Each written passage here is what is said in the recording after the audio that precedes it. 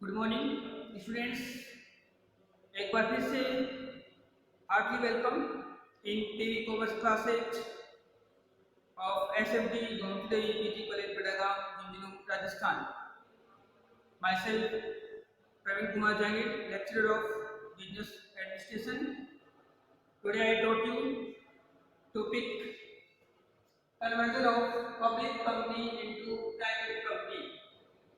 आज का हमारा जो टॉपिक है वो है सार्वजनिक कंपनी का निजी कंपनी में परिवर्तन। इसके पहले के वीडियो में मैंने आपको बताया था निजी कंपनी का सार्वजनिक कंपनी में परिवर्तन।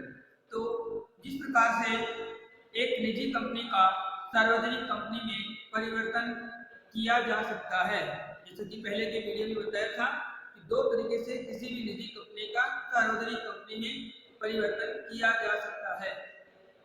तो यहाँ पे भी ऐसा अपन कर सकते हैं कि एक बार अगर किसी ने निजी कंपनी का सार्वजनिक कंपनी में परिवर्तन कर लिया है तो ये जरूरी नहीं है कि दोबारा से वो उस सार्वजनिक कंपनी को वापस अपनी पूर्ववत स्थिति यानी कि निजी कंपनी में चेंज नहीं कर सकता हो।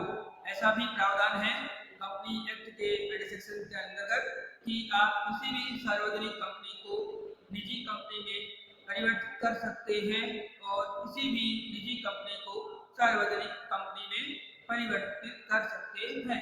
तो आज का अपना जो टॉपिक है वो है सार्वजनिक कंपनी का निजी कंपनी में परिवर्तन या स्टार्ट नाउ।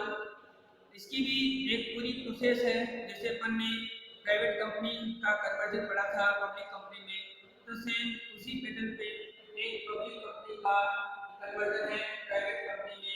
इसके प्रोसेस के कई पॉइंट्स जैसा कि बोर्ड पे डिस्प्ले कर रखे हैं मैंने, एक एक बिंदु वाइज उनको मैं सभी को आपके समक्ष डिस्क्राइब करूंगा।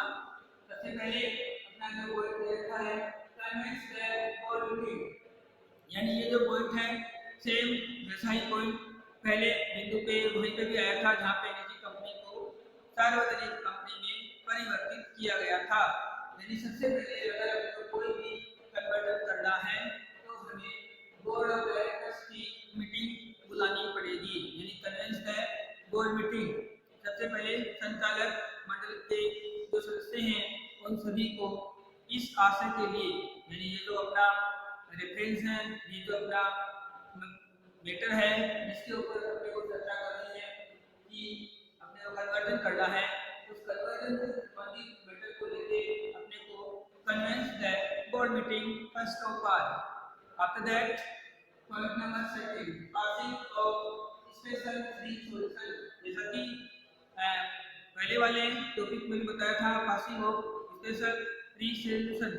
अब यहाँ पे स्पेशल फ्री सॉल्यूशंस का नाम इसलिए दिया गया है क्योंकि ये विशेष प्रकार के प्रस्ताव को लेके ही बोर्ड ऑफ डायरेक्टर्स की जो मीटिंग है वो हेल्ड की रही है।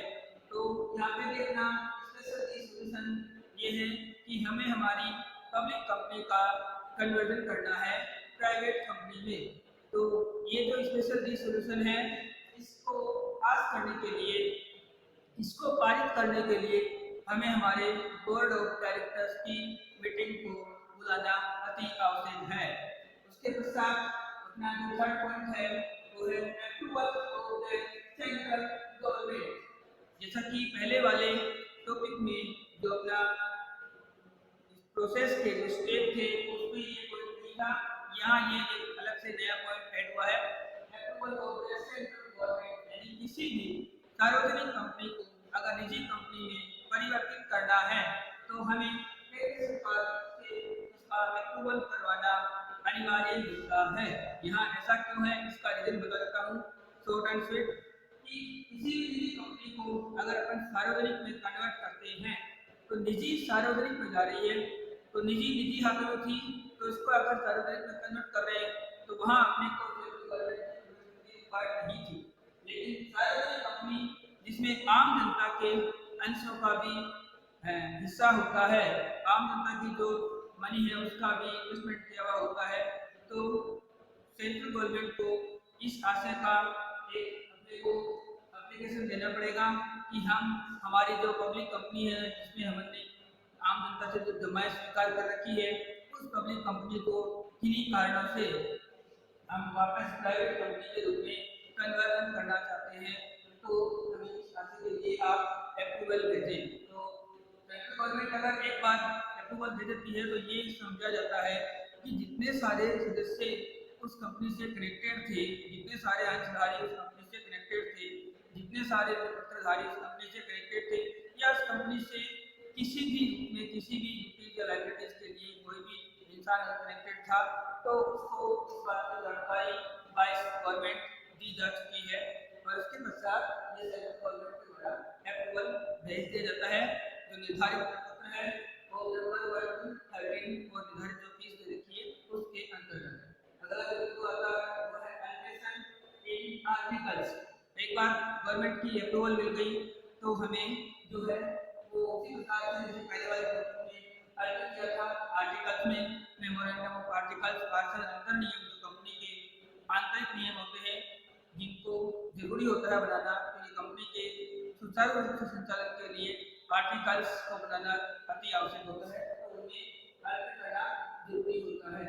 उसके पश्चात अपना जो बिंदु है वो है field that document under section 31 सब अंडर सेक्शन 2 उसकी सब under section 8 field that document. फिर हमें जो आवश्यक जो प्रपत्र है जो कन्वर्जन के समय काम आते हैं या कन्वर्जन के लिए जरूरी होते हैं उनको फिल करना जरूरी होता है सेक्शन 31(2)(a) के अनुसार।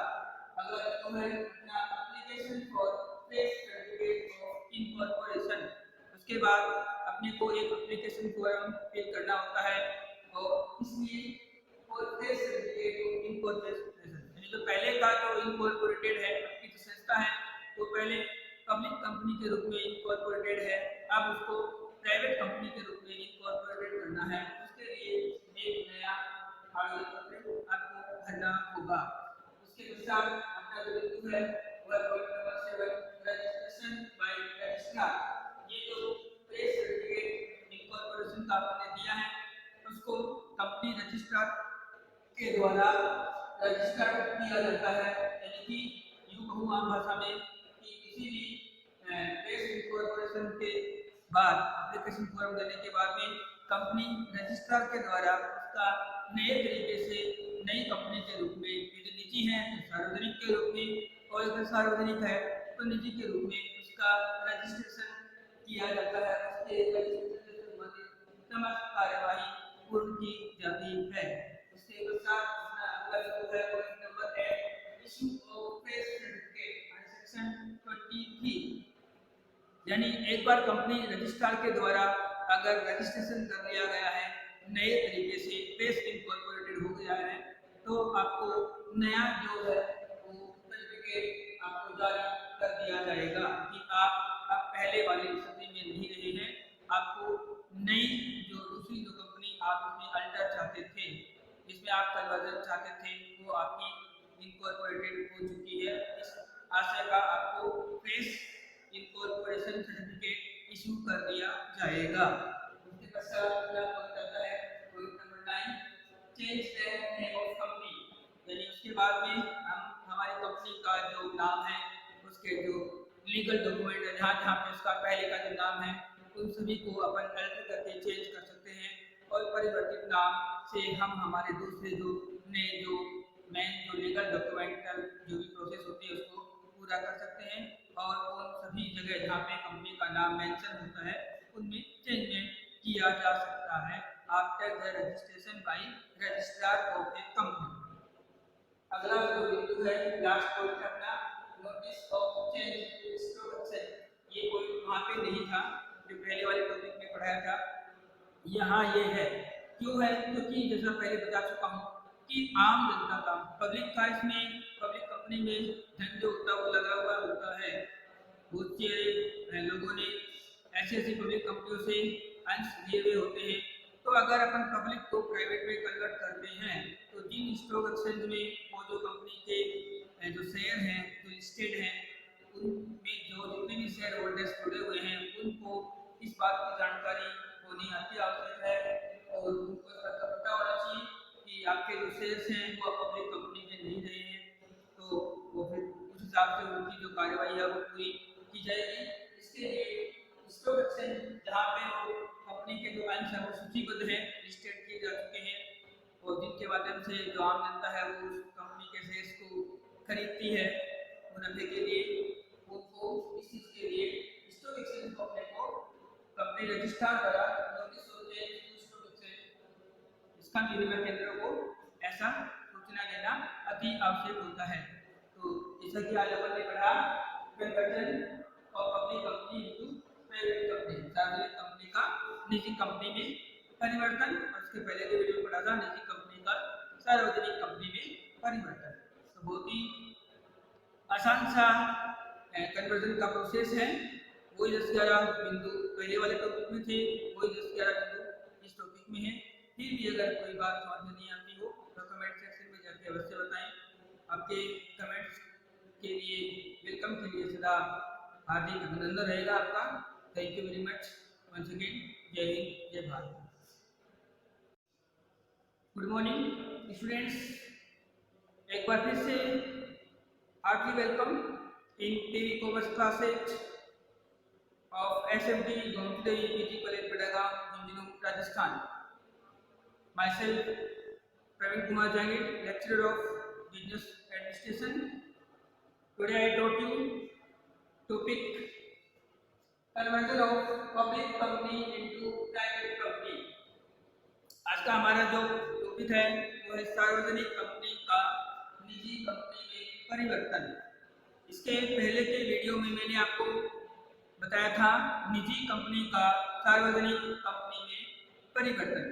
तो जिस प्रकार से एक निजी कंपनी का सार्वजनिक कंपनी में परिवर्तन किया जा सकता है, जैसे कि पहले के वीडियो में बताया था कि दो तरीके से किसी भी निजी कंपनी का सार्वजनिक कंपनी में परिवर्तन किया जा सकता है।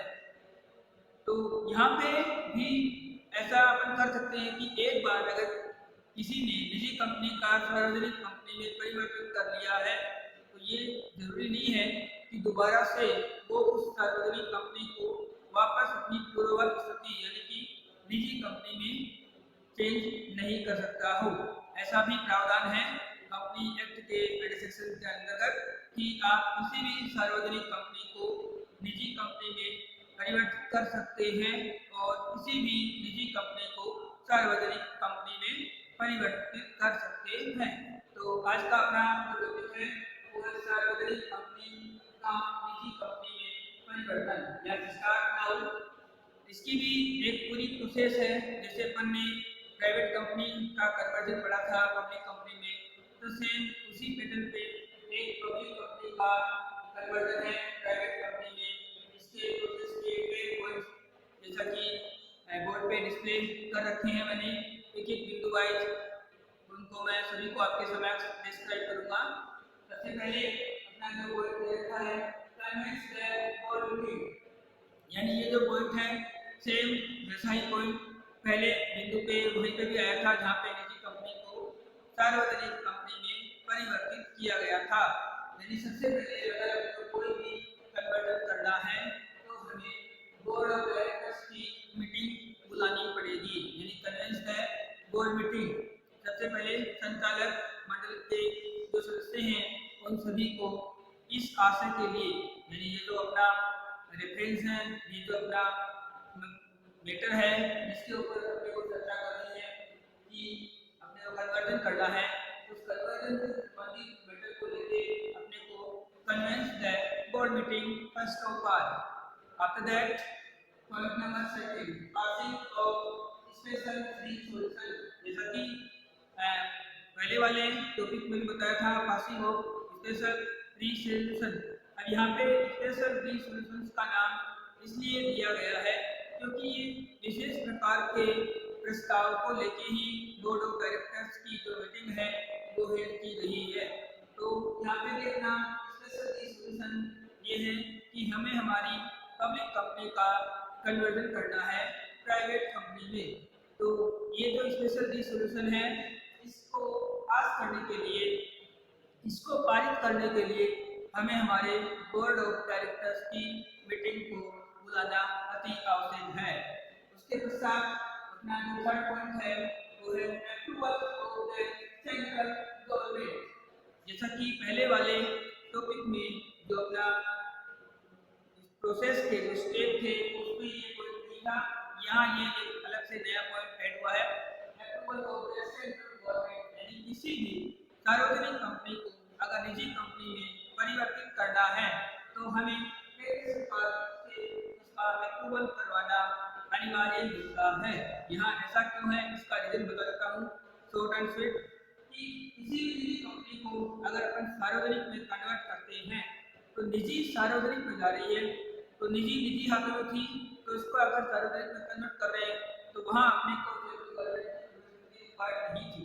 लेकिन सार्वजनिक कंपनी जिसमें आम जनता के अंशों का भी हिस्सा होता है, आम जनता की जो मनी है उसका भी इन्वेस्टमेंट किया हुआ होता है, तो सेंट्रल गवर्नमेंट को इस आशय का एक अपने को एप्लीकेशन देना पड़ेगा कि हम हमारी जो पब्लिक कंपनी है जिसमें हमने आम जनता से जो जमाएं स्वीकार कर रखी है उस पब्लिक कंपनी को किन्हीं कारणों से हम वापस प्राइवेट कंपनी के रूप में कन्वर्जन करना चाहते हैं, तो हमें इस आशय के लिए आप अप्रूवल भेजें। तो सेंट्रल गवर्नमेंट अगर एक बार अप्रूवल दे देती है तो ये समझा जाता है कि जितने सारे सदस्य उस कंपनी से कनेक्टेड थे, जितने सारे अंशधारी उस कंपनी से कनेक्टेड थे, जितने सारे पत्रधारी उस कंपनी से कनेक्टेड थे, या उस कंपनी से किसी भी रूप में किसी भी ड्यूटीज या लाइबिलिटीज के लिए कोई भी इंसान कनेक्टेड था, तो उसको इस बात की जानकारी वाइस गवर्नमेंट दी जा चुकी है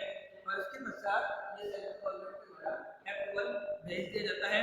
जो निर्धारित पत्र है वो नंबर 1 to 13 और निर्धारित जो फीस दे रखी है उसके अंतर्गत। अगला जो बिंदु आता है वो है एलोकेशन इन आर्टिकल्स।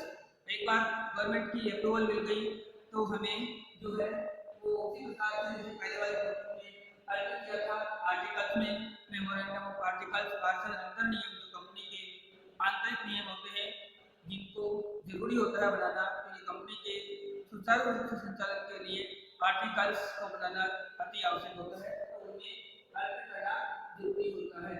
उसके पश्चात अपना जो बिंदु है वो है अंडर सेक्शन 31 सब अंडर सेक्शन 2 उसकी सब अंडर सेक्शन 8 फिर हमें जो आवश्यक जो प्रपत्र है जो कन्वर्जन के समय काम आते हैं या कन्वर्जन के लिए जरूरी होते हैं उनको फिल करना जरूरी होता है। सेक्शन 31(2)(a) के अनुसार अगर तो है अपना application for place certificate of incorporation, उसके बाद अपने को एक एप्लीकेशन फॉर्म फिल करना होता है और इसलिए for place certificate of incorporation, यानी जो पहले का जो इनकॉर्पोरेटेड है आपकी जो संस्था है वो पहले पब्लिक कंपनी के रूप में इनकॉर्पोरेटेड है, अब उसको प्राइवेट कंपनी के रूप में इनकॉर्पोरेटेड करना है, उसके लिए एक नया आवेदन पत्र आपको भरना होगा। उसके अनुसार अपना जो बिंदु है वह point number 7 registration bye registrar. ये जो प्लेस सर्टिफिकेट इनकॉर्पोरेशन का आपने दिया है उसको कंपनी रजिस्ट्रार के द्वारा रजिस्टर किया जाता है, यानी कि यूं कहूं आम भाषा में कि किसी भी प्लेस इनकॉर्पोरेशन के बाद एप्लीकेशन फॉर्म देने के बाद में कंपनी रजिस्ट्रार के द्वारा उसका नए तरीके से नई कंपनी के रूप में, यदि निजी है तो सार्वजनिक के रूप में और अगर सार्वजनिक है तो निजी के रूप में उसका रजिस्ट्रेशन किया जाता है। उसके रजिस्ट्रेशन से संबंधित समस्त कार्यवाही पूर्ण की जाती है। उसके पश्चात अपना अगला बिंदु है point number 8 issue of place certificate section 23, यानी एक बार कंपनी रजिस्ट्रार के द्वारा अगर रजिस्ट्रेशन कर लिया गया है, नए तरीके से प्लेस इनकॉर्पोरेटेड हो गया है, तो आपको नया जो है वो सर्टिफिकेट आपको जारी कर दिया जाएगा कि आप पहले वाली स्थिति में नहीं रहे हैं, आपको नई जो दूसरी जो कंपनी आप उसमें अल्टर चाहते थे, जिसमें आप कन्वर्जन चाहते थे, वो आपकी इनकॉर्पोरेटेड हो चुकी है। इस आशय का आपको प्लेस इनकॉर्पोरेशन सर्टिफिकेट इशू कर दिया जाएगा। उसके पश्चात अगला पॉइंट आता है point number 9 change the name of company, यानी उसके बाद में हम हमारी कंपनी का जो नाम है उसके जो लीगल डॉक्यूमेंट है जहाँ जहाँ पे उसका पहले का जो नाम है उन सभी को अपन अल्टर करके चेंज कर सकते हैं और परिवर्तित नाम से हम हमारे दूसरे जो नए जो मेन जो लीगल डॉक्यूमेंटल जो भी प्रोसेस होती है उसको पूरा कर सकते हैं